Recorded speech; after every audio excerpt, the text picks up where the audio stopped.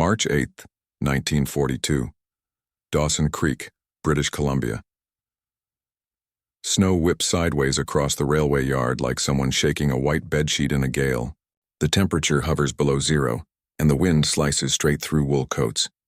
Diesel fumes hang heavy in the air. Wooden crates slam against the ground. Men shout over locomotive whistles and rumbling bulldozers being offloaded from flat cars. Captain Robert Bob Harkins, U.S. Army Corps of Engineers, steps off the train and immediately regrets breathing through his mouth. The cold tastes like iron. His boots crunch into snow that hides a layer of ice. Ahead, the horizon is nothing but a jagged smear of spruce forest and white emptiness. This is Dawson Creek, a tiny Canadian outpost about to become the most important dot on military maps. Harkins pulls his orders from his breast pocket, shielding the paper from the wind. The inked directive is short, almost shockingly so considering what's at stake. Construct a supply road from Dawson Creek to Big Delta, Alaska. 700 miles. Completion urgent. He reads it again, slower this time. 1,700 miles through mountains, muskeg swamps, permafrost, and river systems with no existing bridges.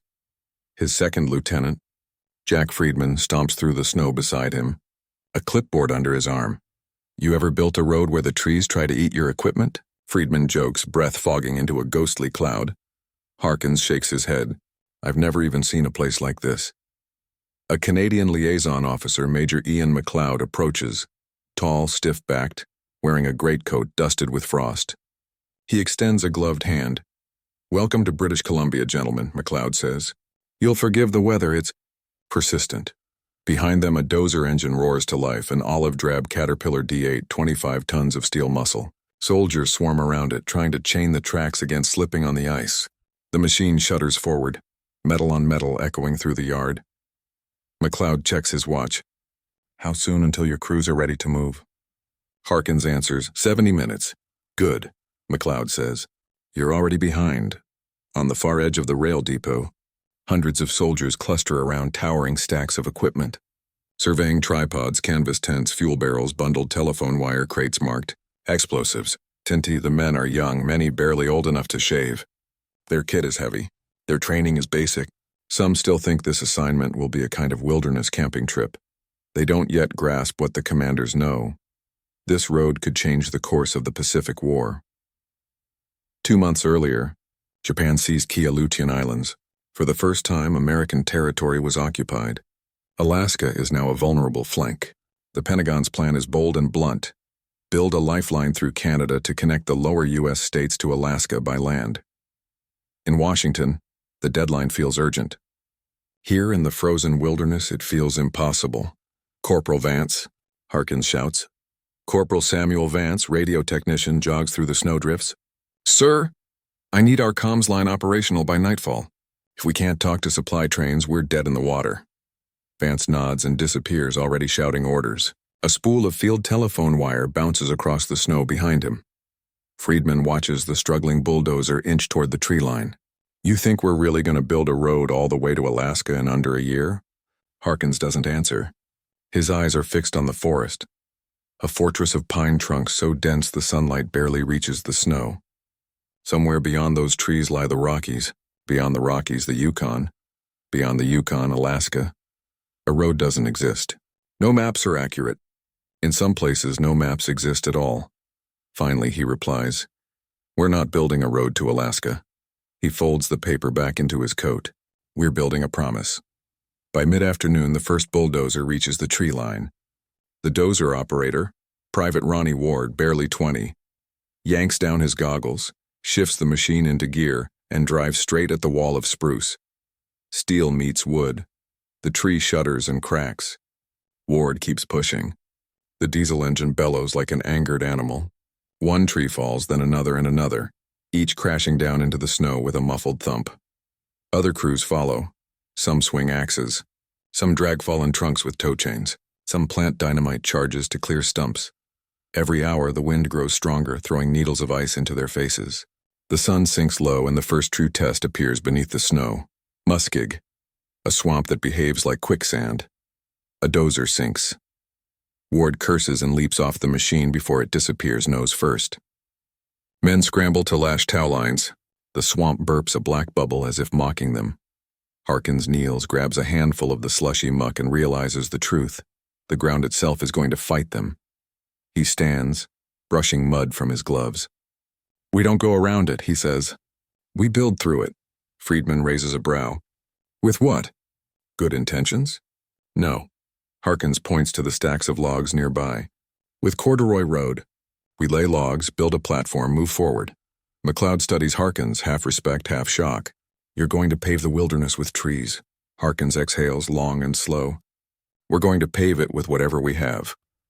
The men start hauling logs, and mile by brutal mile, the Alaska Highway begins. March 13th, 1942. Somewhere north of Dawson Creek. Mile 12. The wind doesn't howl here. It whispers, hisses, and occasionally screams as it snakes through the endless trees. Snowflakes ride the air sideways like tiny glass shards. Boots sink into mud that shifts underfoot, threatening to swallow anything resting too long. The crews have been clearing for only 5 days, and already the forest feels like an adversary. Captain Harkins stands beside the freshly laid corduroy road, parallel logs laid down like the bones of a giant wooden ribcage. The bulldozer that previously sank in the muskeg now grinds steadily across it, engine coughing but moving forward. Private Ronnie Ward spits black mud and shakes his head. "Sir," he shouts over the engine. "Feels like the earth hates us." "It does," Harkins replies without looking up. "Keep moving." Hate means we're making progress. At the rear of the column, the 93rd Engineer Regiment, a segregated African-American unit, arrives by truck convoy. Their commanding officer, Colonel William Campbell, climbs down from the cab and surveys the organized chaos ahead. Snow clings to his coat. His men begin unloading gear: cross-cut saws, crates of rations, spools of communication wire. A young sergeant, George Mitchell, looks out at the forest wall. "Sir, they weren't kidding." "This is the end of the world," Campbell grins. "Son, the end of the world doesn't have this many trees." Mitchell chuckles, short and nervous. They had traveled thousands of miles to reach this frozen nowhere. They had trained, drilled, marched, but nothing in training smelled like pine pitch and diesel, or moved like the sucking grip of muskeg. One of the Caterpillar D8s roars past them, treads rattling over the log roadway. Mitchell leans toward the machine. "Biggest damn bulldozer I've ever seen." "Biggest you've ever seen," Campbell corrects. "Out here, these are toothpicks." Farther ahead, Harkins crouches over a topographical map held down with rocks to keep the wind from stealing it. Friedman examines the crude pencil markings showing ridges and rivers. "These maps are useless," Friedman mutters. "Half these lakes don't exist, the other half aren't marked." "Then rewrite the map," Harkins says. "You want us to redraw 1,700 miles of wilderness?" "If that's what it takes." Survey Crew Team Bravo heads forward, hauling equipment: transit scopes, level rods, compass boards, and painted stakes that will become the spine of the new highway. Their team chief, Lieutenant Evelyn Evie Patterson from the Canadian Public Roads Administration, leads the way. She moves with quiet confidence. "Ground ahead rises steeply," she calls back. "If we cut straight, we'll hit a ridge wall." Friedman steps beside her. "Alternative path?" Patterson taps the map. "There's a valley. If this stream still exists." "If," Friedman repeats. She smiles thinly. "That's as good as you get up here." By noon, the saw teams begin a new assault on the spruce wall. Axes ring out, steel striking frozen wood. One by one, the giants fall. Crack wump branches explode as they hit the snow. Sergeant Mitchell shouts orders to his crew. "Rotate every 10 minutes. Frostbite doesn't care about heroes." Hands blister. Breath comes in hard bursts. Faces darken with sap, dirt, and exhaustion. The forest gives up its trees, but never without a fight. That night, the temperature plummets to 40-degree ramings. Canvas tents snap like sails in a storm. Kerosene heaters sputter against the cold. Men huddle around tin cups of coffee, hands shaking. Outside, engines are kept running all night. If they cool, the oil will turn to jelly. Private Ward lies in his sleeping bag, too cold to sleep, listening to distant wolves. "Why the hell do they even want this road?" he whispers. Mitchell, bunked beside him, doesn't open his eyes. "Because somewhere someone's counting on us to finish it." Ward frowns. "Who?" Mitchell exhales. "Our boys in the Aleutians. They need supplies. We're the only land route." The wolves fall silent. Morning comes brutal. Harkins steps outside, breath freezing instantly in the air. The sun rises late, pale and weak. The dozers already have a problem. Their fuel has turned to sludge. Mechanics rush from machine to machine, setting fire under oil pans to heat them. The smell of scorched metal mixes with pine smoke. Harkins grabs a thermos of watery coffee and heads toward the command tent. Patterson and Friedman are already inside, covered in frost. We hit the ridge, Patterson reports. Steeper than expected. Can we cut through? Harkins asks. Not without blasting, Friedman replies. We'll slow to a crawl. Harkins slams his thermos down hard. This road doesn't crawl. It moves. Silence. Patterson clears her throat. There is one more option. Friedman looks skeptical. I'm listening. We go over it. Harkins grins. Then get the dynamite. Hours later, the blasting team sets charges while others retreat down the line. The cold makes everything more dangerous. Fuses brittle, fingers numb. A sergeant slaps the last cap into place and signals all clear. Everyone ducks. The explosion punches the air in a deep boom, sending snow, rock, and branches flying. The ridge shudders, then collapses inward, leaving a slope just barely passable for a dozer. Ward cheers. Mitchell throws both arms up. Even the Canadian liaison, Major McLeod, normally a statue, cracks a smile. Gentlemen, Harkins says quietly, we have a road. Campbell steps beside him. No, he says. We have 12 miles of road. Harkins nods. Only 1,688 left. The men laugh, not because it's funny, but because it keeps them from realizing the truth. They are barely at the edge of hell. April 2nd, 1942. Crossing into the Yukon Territory. Daylight stretches long here, but warmth never comes with it. The land changes. Trees thinning, snow deepening, rivers widening like veins on exposed bone. The convoy pushes forward in single file. Trucks, graders, bulldozers, and a rattling line of fuel trailers. Road? There is no road. Only flags in the snow marking where one is supposed to be. Captain Harkins rides in the lead weasel-tracked carrier, a tiny machine built for snow. The vehicle groans across frozen mud, then drops suddenly, violently. Harkins slams his shoulder against the metal frame. The machine has fallen into muskeg again. The driver swears, icy water splashing up to the door. Sorry, sir, the ground looks solid until it isn't, Harkins finishes, climbing out. The wind hits him like a shove. Behind him, Private Ward stands atop his dozer, engine idling. Want me to drag you out, Captain? Not yet. Harkins steps deeper into the muck, studying it. The earth gives, sucking at his boot like a hungry mouth. Friedman squints at the open expanse in front of them. Every foot looks the same. Patterson, holding her folding transit sight, locks onto a distant ridge. It isn't. The muskeg changes color when the ice underneath thins. Ward leans in. Ma'am, that looks like all one color. Patterson doesn't blink. Then we're surrounded. 3 miles back, the 93rd Regiment battles a different enemy, permafrost. Mitchell and his men swing pickaxes into the ground, striking what feels like stone. Sparks fly. The ground refuses to yield. Mitchell wipes sweat from his forehead despite the freezing air. This isn't dirt, he grunts. This is rock. Campbell inspects the hole. Not rock. Ground that's been frozen for centuries. He points to the supply sled. Get the burners. The men haul over 2 50-gallon drums welded to nozzles, flamethrower-style ground thawers, primitive but effective. They douse the frozen soil with heat until steam rises off the tundra. The permafrost softens just enough for a dozer blade to tear a shallow scar. Just as the machine starts its push, its blade strikes something hard. Sparks flash. The dozer jolts violently. Ward, operating the machine from earlier, curses through the radio. We hit a buried boulder. Blade's bent. Campbell lowers his goggles. We're burning daylight. Pull it and keep going. The crew works like ants on a carcass. Chains clanking, engines revving, breath crystallizing in frantic plumes. The boulder finally gives, rolling as if shoved by a giant. Mitchell shouts above the noise. This whole place is trying to stop us. Campbell's voice is steady. Then we don't stop. April 18th, 1942. Mile 271, snow begins melting. The muskeg doesn't just return, it comes alive. A grader hits a soft patch and sinks up to its cab. A truck slides into a ditch carved by meltwater.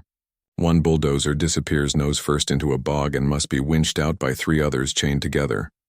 Harkins stands on the hood of the Weasel, scanning the wasteland. We need more corduroy. Sir, Friedman says, voice hoarse.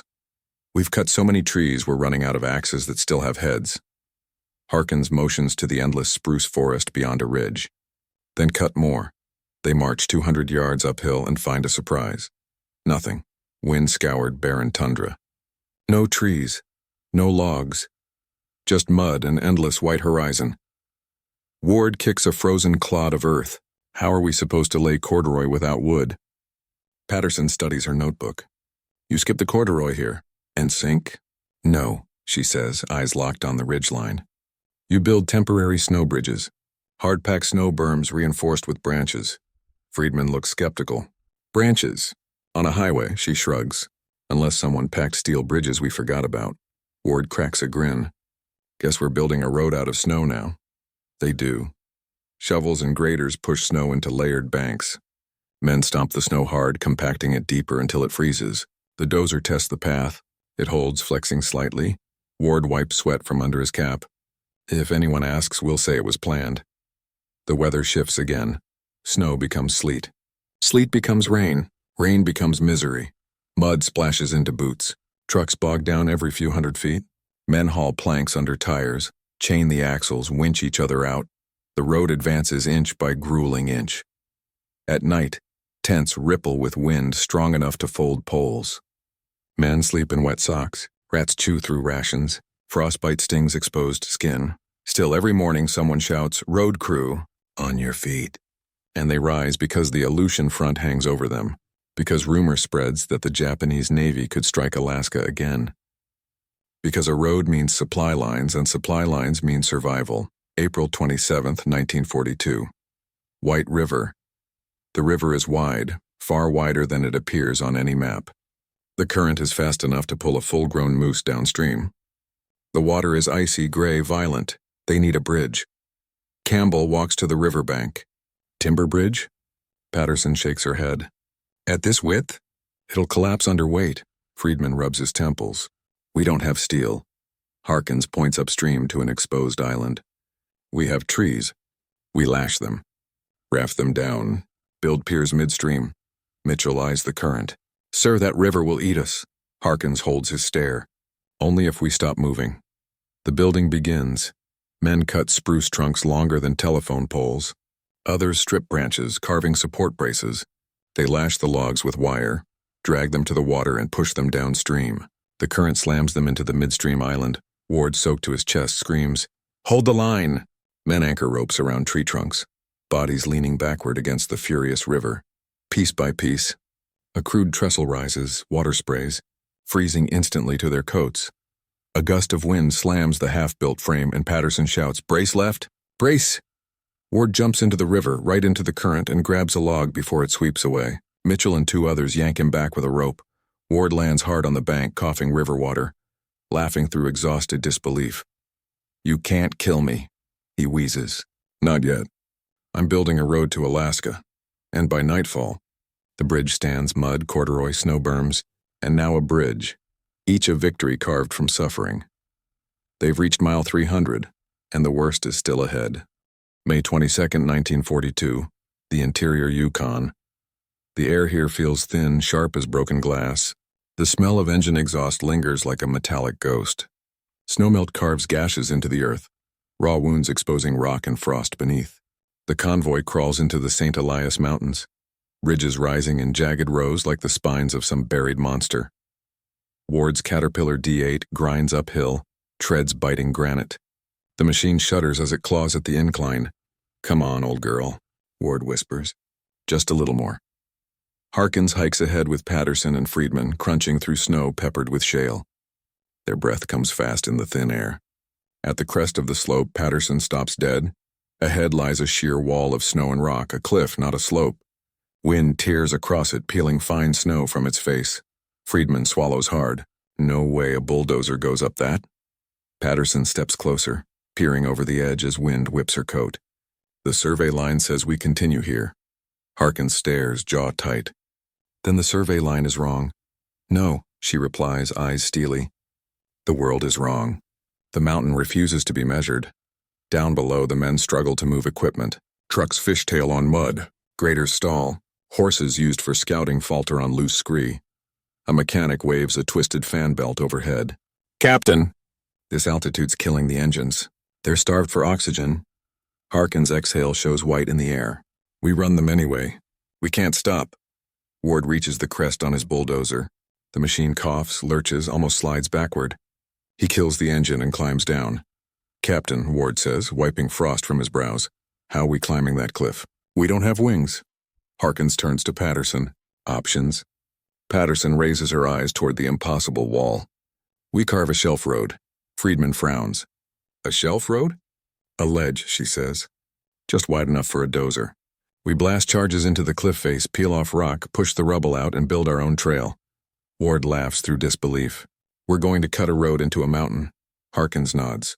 "Exactly." Patterson meets his eyes. "This could bury us." "Only if we hesitate." Within an hour, the blasting crew is at work. TNT charges are drilled into the rock face with frostbitten hands. Men wedge dynamite into cracks, tap caps with numb fingers. The wind is relentless, howling across the cliff like something alive. Campbell arrives with Mitchell and the 93rd Regiment, breath steaming. "Heard you needed more explosives." Harkins grins. "Got any miracles in those rucksacks?" Campbell drops a bundle of date cord. "We packed extra." Mitchell eyes the cliff. "And sir, this looks suicidal." Ward slaps him on the shoulder. "Yeah, but we're the idiots who volunteered to build a road through hell." Friedman unspools date cord, yelling, "Everyone back!"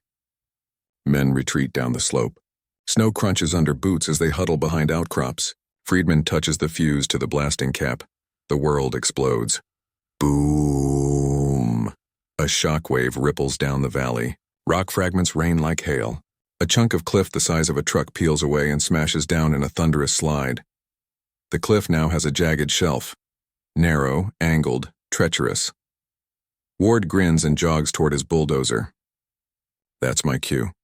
He climbs into the cab, fires the engine, and eases the D8 onto the new ledge. Every man stops breathing. One slip, one wrong move, and Ward will plunge hundreds of feet down the mountainside. The dozer inches forward. The ledge crumbles beneath the blade. Ward shifts his weight, forces the metal forward, shoving loose rubble into the abyss. He's sweating despite the freezing air. Below him, men shout encouragement. "Keep it straight. Easy on the blade." "You got this." Ward barely hears them. His world is engine vibration, track tension, and the edge of death. Another section collapses. Ward punches the clutch, leaning his entire body into the controls. The dozer surges, leaping onto firmer rock. He slams the brake and kills the engine. The men below erupt in cheers. Ward raises both arms and screams into the wind, "Build me a bigger mountain." The shelf road grows foot by dangerous foot. June 4th, 1942. Mile 462. Summit Pass. The highest point of the highway. Patterson plants a survey marker into frozen ground. Campbell, Mitchell, Harkins, and Ward stand together. 4 silhouettes against a towering horizon, exhausted, frostbitten, alive. Below them lies a wave of mountains, all cut, blasted, conquered. Mile by brutal mile. Mitchell takes in the vista. "We should get medals for this." Campbell shakes his head, voice steady. "We don't do it for medals. We do it because no one else can." Ward points west. "And because we still have over 1,000 miles left." The laughter that follows isn't joy. It's disbelief, determination, defiance. The mountain didn't break them. The mountain made them unstoppable. July 2nd, 1942. Near Cluane Lake, Yukon. The midnight sun hangs like a pale coin above the peaks. It never gets dark here anymore. Just a long twilight that fades from gold to blue and back again. For the first time in weeks, the wind eases. The only sounds are insects, the grumble of diesel engines, and the rhythmic thud-thud-thud of hammers striking timber. Ward wipes sweat off his forehead and squints at the lake, glass still, reflecting the sky like a mirror. Mosquitoes swarm his neck and ears. "Why does God make bugs this big?" he mutters, batting one off the size of a quarter. Mitchell doesn't look up from driving a spike into a trestle beam. Maybe he knew we didn't have enough challenges. Ward rolls his eyes. "Yeah, because mountains and swamps were too easy." Their boots sink into wet silt as they work. This section isn't rock or muskeg or permafrost. It's shoreline. Soft, unstable, ready to slide into the lake if the road presses too hard. So they build cribbing, wooden retaining walls filled with gravel. Every log becomes a brace. Every spike becomes a lifeline. The 93rd Regiment and Harkins unit labor side by side. Men cough sawdust. Men bleed through gloves. Men keep building. Inside the command tent, maps and aerial photos are spread across a folding table. The air smells of damp wool and gasoline. Harkins stands with Patterson and Friedman, tracing two lines that snake across the map like competing scars. One crew is pushing from the south, Patterson says, tapping Dawson Creek. The other from the north, based out of Big Delta, Alaska. Friedman leans in. They're moving faster than expected. Rumor, Patterson continues, says a bridging team from the 35th Regiment crossed the Tanana River last week.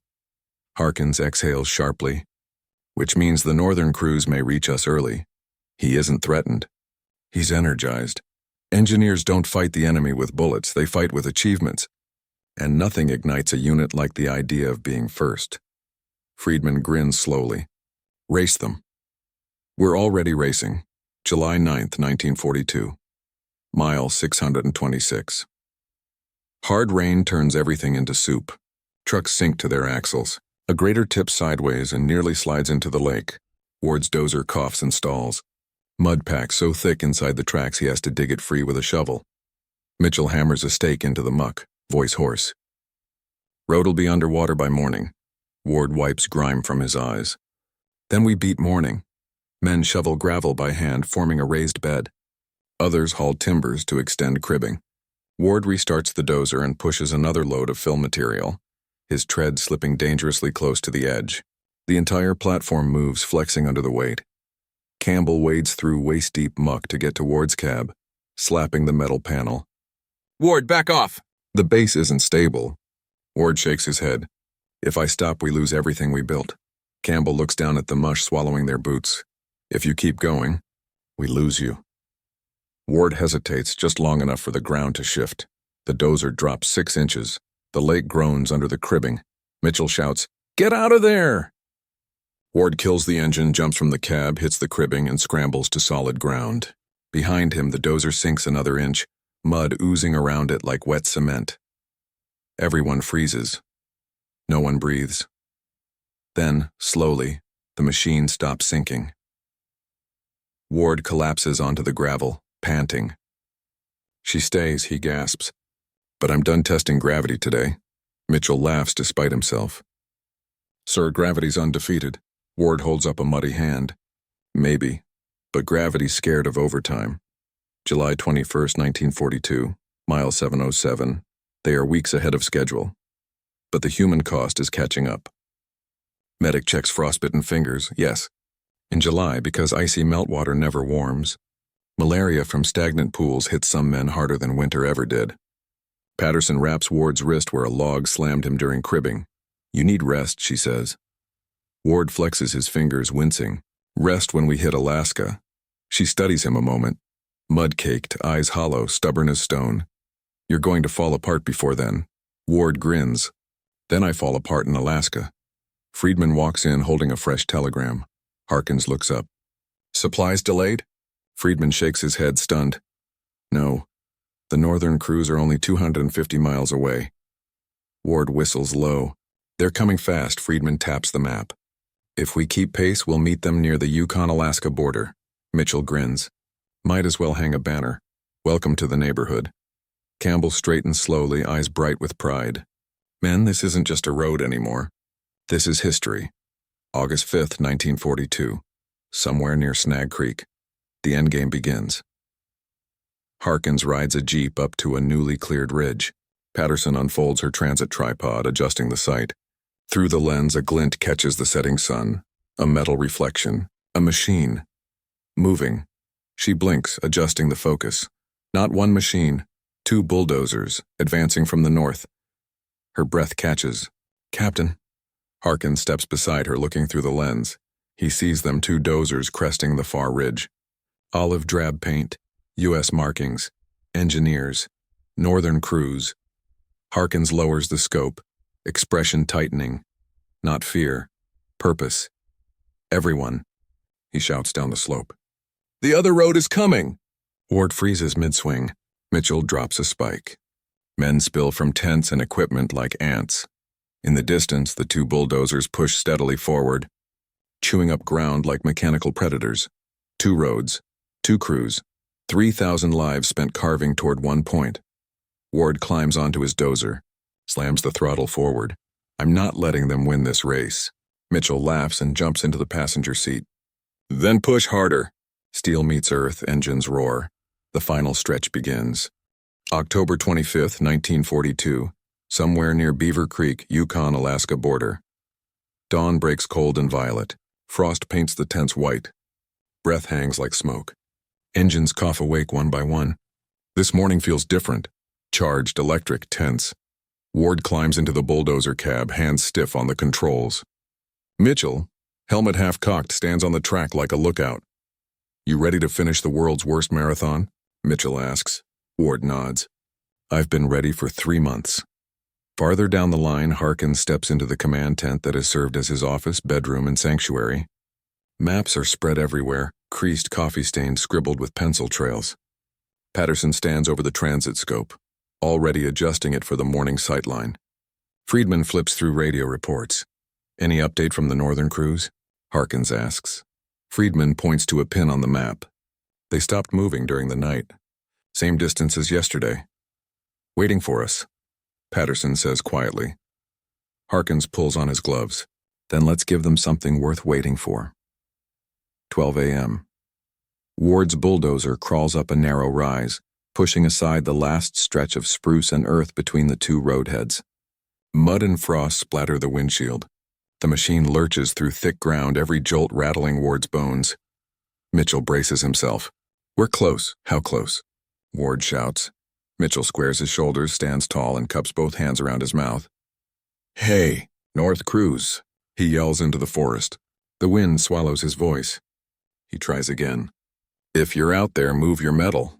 Answering engine noise bursts from beyond the tree line, low, powerful, familiar. Ward slows the dozer and kills the throttle. The machine settles into an idling rumble. Both men listen. The forest vibrates with nearing machinery. Harkins climbs up the slope and stands beside the dozer, binoculars raised. Patterson joins him, boots crunching frost. Around them, men gather silently, helmeted silhouettes along the ridgeline, shivering in the cold and in the weight of what's about to happen. Friedman whispers, 1,000 miles, and it comes down to this. A sudden crash of timber echoes. A bulldozer bursts through the trees straight ahead. Olive drab paint. U.S. Army markings, a white stenciled star. The northern crew. Their machine pushes through a screen of spruce, blade lowered, shoving a wedge of earth aside. The dozer halts, engine roaring, exhaust steaming in the cold air. For a few heartbeats, nobody moves. Nobody speaks. 2 worlds stare at each other. The men who came from Canada heading north, the men who came from Alaska heading south. Ward breaks the silence with a yell. "Bring it home." He slams his dozer into gear. The northern operator mirrors him. The 2 bulldozers inch forward, metal beasts advancing, pushing the last sliver of untouched earth between them. The gap narrows. 20 feet. 10. 5. Ward leans into the controls, muscles shaking. Timber snaps. Roots tear. The dozer surges forward, and the blades meet. Steel touches steel. 2 roads become one. A roaring cheer explodes from both crews. Men shout, laugh, scream. Helmets are thrown into the air. Mitchell tackles Ward off the dozer with a whooping yell. Patterson wipes tears from her cheeks without shame. Friedman slaps Harkins on the back so hard the captain almost drops his binoculars, but Harkins isn't cheering. He's staring down at the blade contact. Point at the moment that should have been. Impossible. Studying it like proof that belief can bend. Reality. Patterson steps beside him. "You did it." Harkins shakes his head. "We did it." Campbell and the 93rd Regiment arrive moments later, half jogging, half stumbling from exhaustion. Mitchell points. "Colonel, look." Campbell stops dead, eyes wide. He removes his cap slowly, reverently. For months, his men endured the worst terrain North America had to offer. They built bridges out of trees, roads out of snow, and fought both glacier and mud with the same rare courage. Campbell's voice cracks. God, look at what we did. Later that afternoon, the crews gather where the two bulldozers met. A rough wooden sign has been hammered into the earth. Pencil marks, hastily carved letters. Alcan Highway. Connected Harkins climbs onto the blade of Ward's bulldozer. Mud and frost still cling to his coat. He looks at every face, the exhausted, the frostbitten, the proud. Men of different units, different countries, and, though no one says it aloud, different races. Some who were told they didn't belong in uniform. Others who were told they'd never survive the wilderness. He clears his throat. No one but us will ever understand what it took to get here. People will drive this road someday and think it was just built. Ward laughs softly. We carved it with our bones. Mitchell lifts his canteen. To the Alaska Highway. The men echo him, shouting, cheering, stomping the frozen ground. To the Alaska Highway. Friedman raises his tin mug. To going where maps said we couldn't. Patterson stands tall, eyes bright. To the road that wasn't supposed to exist. Campbell nods once, solemn. To every man who swung an axe, laid a log, froze his hands, and kept moving anyway. Ward grins. To the idiots who built a road through hell. Harkins smiles, small, quiet, full of awe. No, he says softly. To the ones who proved hell can be crossed. November 20th, 1942. Official ceremony. Soldiers' Summit. The Alaska Highway opens to the world. Officials cut a ribbon. Reporters smile. Flashbulbs pop. But the real ceremony happened weeks earlier in the freezing dawn. When two bulldozers touched and every man on the line understood what they had done, they built a road through wilderness, through mountains, through muskeg, through permafrost, through doubt. And they did it in 8 months and 12 days. What began as a desperate wartime lifeline became one of the greatest engineering achievements on Earth. A road impossible to build, built anyway.